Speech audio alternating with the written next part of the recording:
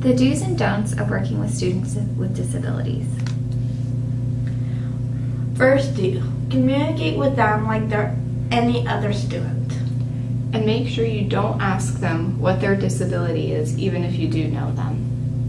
Be patient. And don't judge. Ask them what works best for them. And never assume what works best for the student. Be warming and exciting to work with them. Don't be apathetic. Now, the student may want to tell you what their disability is, but they don't have to. They're not required to. Only the professor, the student, and the Disability Resource Center have the right to know if that student has a disability. Now, this is by Section 504 of the Education of Children with Disabilities. Communicating with these students. Ask them what works best for them. Like an example would be if you're working with a student, ask them if music helps them remember. Another one is do not get upset when they don't know. Especially students straight from high school, they might not know what works. They just did what the teacher told them to do.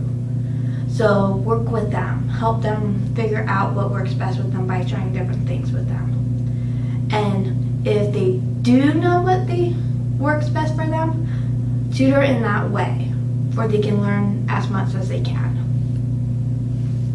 Body language is also very important while tutoring any student. Make sure you're warm and excited to work with them, but don't be mothering or patronizing. Also, don't sit there with your arms crossed or do anything else that may give the student the impression that you don't want to work with them. Act more like a mentor, and make sure you remember to smile.